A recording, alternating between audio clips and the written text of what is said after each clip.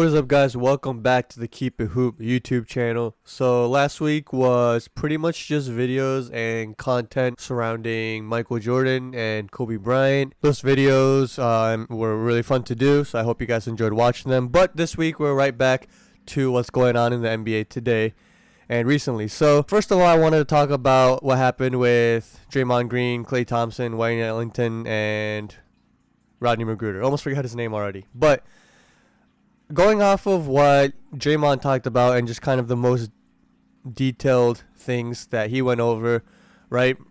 Apparently something happened in the first half with Wayne Ellington, and I think it was Juan Toscano-Anderson, and Rodney McGruder, who wasn't even in the game, had a problem with it. The weird thing was, if Rodney McGruder wasn't in the game, that means Wayne Ellington went to the bench, talked about it, but after the game, McGruder went to go talk to the Warriors bench. And then Klay went viral with the he's just mad because he's almost out of the league comment that went viral. And then Draymond backed that up in the post-game conference saying that, McGruder's a fake tough guy, doesn't know what he's doing. But I personally don't really have a problem with what any of them did. If what Draymond said is correct, I do think it's a bit weird for McGruder to wait until after the game, especially since he wasn't even involved in the play to talk to the Warriors bench. It could have been Ellington if he had a problem with it, and he's certainly old enough. He's a vet and knows how to handle situations like this if he wanted to.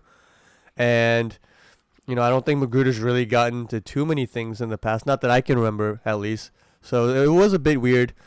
And on the Warriors side, I know people are saying that they weren't professional and they found it dumb and immature. And maybe it wasn't the most mature or professional thing to do, but I don't really care. I think it's fine. I don't think anything they said was super out of the line. Draymond's always been known to be someone who talks a lot, and I don't think Klay was really thinking too much. This is the same guy that said LeBron got his feelings hurt and lost in the finals. So, it is what it is. I don't think what either of them said is anything worse than anything you would hear on an NBA basketball court during a game when they trash talk. So I don't think, again, it wasn't personal.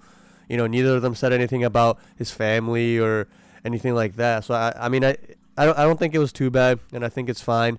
Just let him talk. And in my eyes, it's like if McGruder wanted to go talk to the Warriors bench, you're kind of putting yourself in harm's way. Like, you can't expect to do that and then just believe that the Warriors bench and the vets and those players are just going to be, when asked about it, at least just roll over and say nothing. I think most players would say something, and certainly there are players that would probably take that road, and respect to them, but both teams and players were just trying to defend their guys, and it is what it is, and I think people are making a bigger deal of it than anything. But McGruder had to end up, I think, disabling comments on his Instagram. I think more people know McGruder than they did before the game, so maybe that's a good thing for him. Who knows? And then I wanted to talk about some of the games that happened yesterday. So first was the Knicks-Clippers, and, you guys know I had to talk about the Knicks. But, Julius Randle put together another really good performance, 27 points, 12 rebounds, 5 assists. The Knicks did end up losing, and it was a 14-point loss. It was closer at certain points. Knicks defense I don't even think was that bad, but the Clippers offense has just been so explosive this year. And I tweeted this, but I'm really impressed with the Clippers. I was really high on them last year, and I'm sure if you guys listen to any of our podcasts, you guys remember that. I thought that they were going to go to the at least the Western Conference Finals. I just really liked the way they were playing at certain times, and I knew that they were inconsistent and that there were some problems just with health and chemistry. But I still thought that they were talented and deep enough to go. Obviously, that whole meltdown against the Nuggets is kind of a meme and just a thing that everyone holds against them, and including me. I came into this season saying, all right, I believed in them a lot last year. I was let down, and I was admittedly less confident about them this year. And to their credit, they have kind of just shut up and played this year. They haven't gone out and talked. They don't, market themselves as, all right, we're going to do this and that. They're kind of just putting their head down, doing the work, and they're letting the play do the talking, and they look really good. So props to them. Offense looks great, and Kawhi Leonard's doing his thing. Paul George looks really good. So good game for the Clippers. I think the Knicks, they tried. They were just out-talented, but they battled. I don't think the defense was as bad as the score shows. Also, shout out to Immanuel Quickley, who, again, we here at Keep It Hoop I'm an Immanuel Quickley stan. I think he should have been starting a while ago. I know Tibbs likes veterans. I know Tibbs likes defense. I know Tibbs likes Alfred Payton a lot. And I think that Quickley will get to start at some point. And I know that's what all Knicks fans and even guys in the front office, I would say, want to see. And I'm sure that's the plan at some point. It's more so up to Tibbs at this point. But, I do think that Quickley is playing really well. I just love his game, man. I really do. And before we go into the other games, just going into him and his game, we do have a video on him, so go check that out if you haven't seen it yet. But it's his ability to play the pick and roll, and he's so calm and patient. He doesn't rush things, doesn't have any or too many bad turnovers, which is good for a guard his age. He plays under his pace. He'll push the ball when he needs to. He's fine pulling it back out and surveying the floor and reading the defense. He can obviously shoot from three, has a very good floater, very good at the free throw line, and he defends. I really like him, and I think the Knicks, when he's on the floor, their offense just looks more smooth, spreads the floor out, gives them shooting, and they play with pace. And yeah, I'm a big fan, and I think he can. I know the Knicks are kind of overperforming what people thought they'd do, so maybe they don't end up in the draft maybe they don't end up in this position where they can get a guy like Jalen Suggs or Cade Cunningham, which I know a lot of guys around the league like. I'm a fan of both. I think both of those guys are very mature players for their age and have huge upsides and are star point guards in the making. I know the Knicks would be very interested in getting that kind of cornerstone franchise, face of the franchise point guard. Maybe they don't lose enough games to be in the position where they can draft them. Who knows? It's still early in the season. If they don't get those guys, though, I think Immanuel Quickley is one of those guys that can be maybe not a superstar, but all-star caliber and a very good player. We go on to the Jazz-Nuggets game, which was a very highly anticipated matchup between two very good teams. The Nuggets have been turning it on as of late. The Jazz, their win streak ends, but it took 47 from Jokic. I think he had 33 in the first half. It was a great performance by Jokic, and he really just dominated that matchup between him and Rudy Gobert, who's considered one of the best post defenders in the league. And yeah, I mean, he just had his way. And look, the Jazz lost by 11. The game was less close than the score suggests. A lot of that was just garbage time, as they say. But yeah, I mean, I'm impressed with the way the Nuggets played. It was incredible shooting. I think they shot like 60% or something from three. And yeah, I mean, they just put on a show.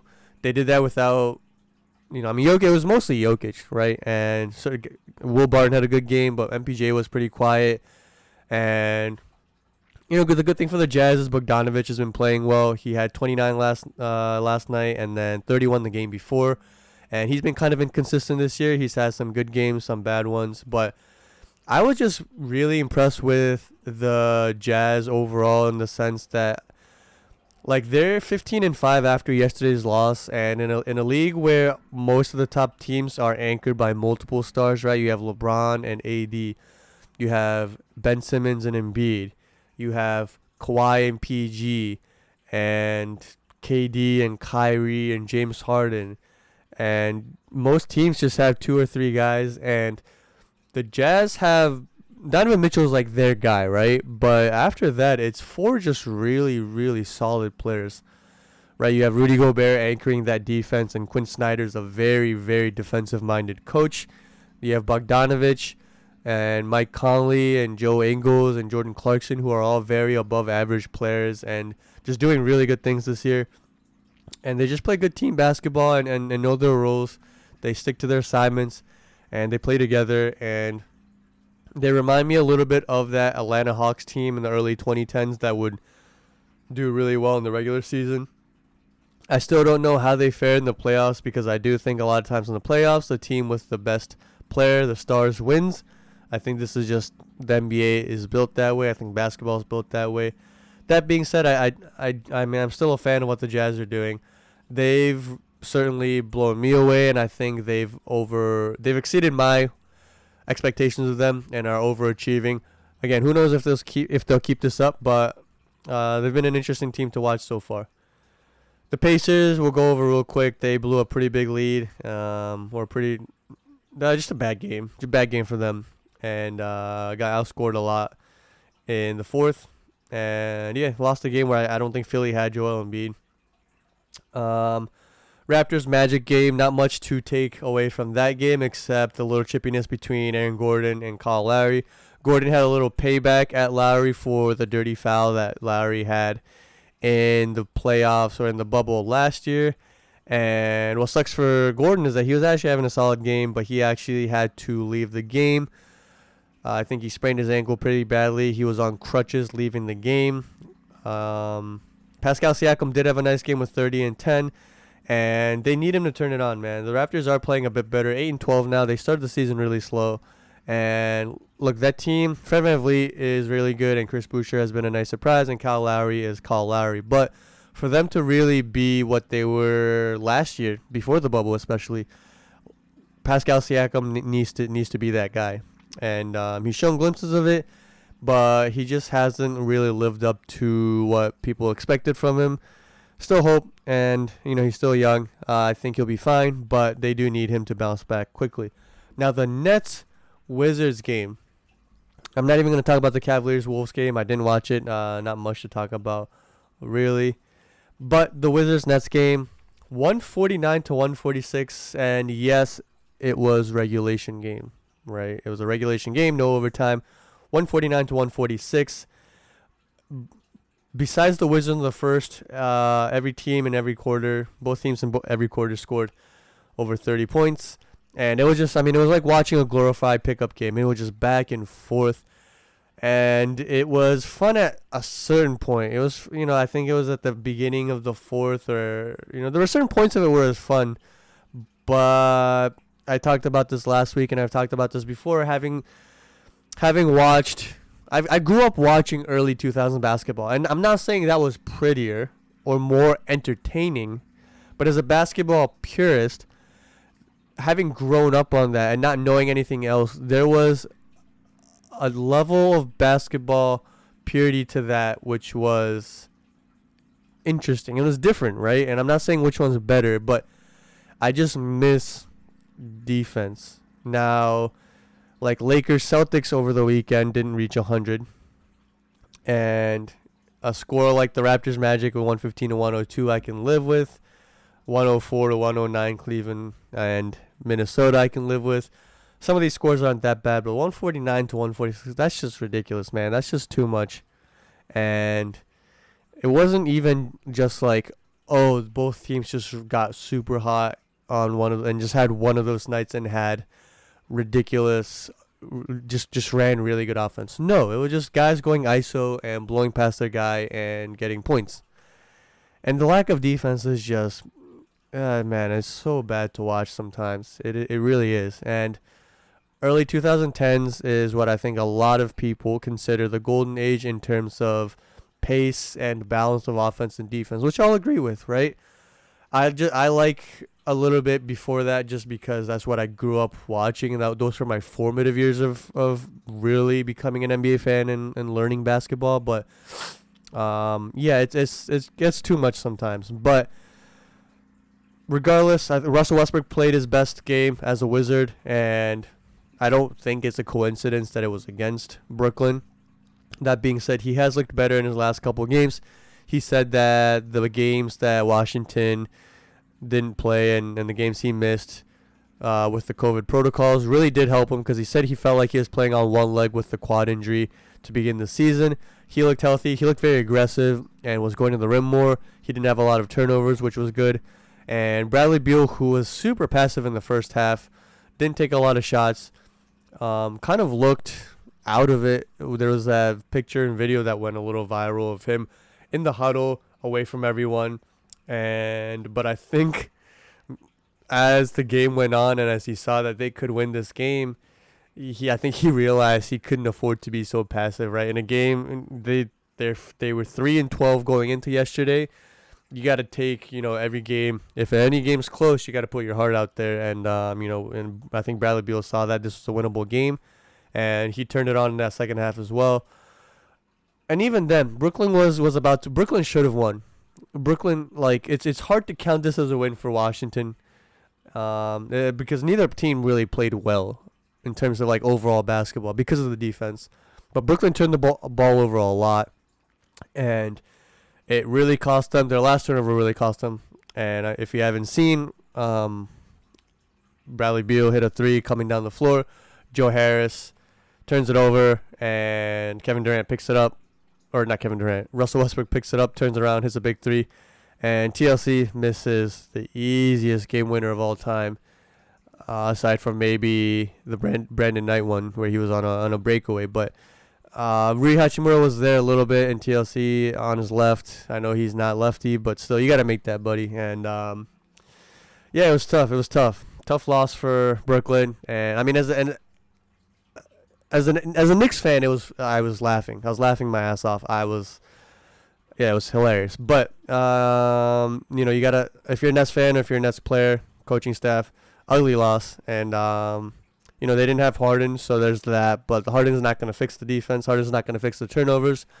And look, at this rate, ever since Harden has come over, the Nets are if they stayed at this pace, they would have set. They'll be the most. I think they'd have the highest offensive efficiency, offensive rating ever, but they'd also have the worst defensive rating ever. So, or defensive efficiency. So, historical on both sides. I don't think, regardless of how good your offense is, if you're the worst defensive team of all time, I don't think you win a ring. If they can change, you know, if they could. Instead of being the worst defensive team in the league, if they could move that up to like 20th, 18th, I think they have a good, obviously better, but I think they have a decent chance of winning the ring because I think their offense can be that unstoppable. But if they're worst, if they're below 20, I don't think they beat the Lakers. I don't even think they beat the Clippers. So, yeah, I mean that's it for today. I just wanted to go over some of the games over the weekend, give my opinions, some takes, and yeah. Thanks again for watching. Hope you guys enjoyed it. If you guys haven't yet, please subscribe, like, share, and comment, and follow us on social media.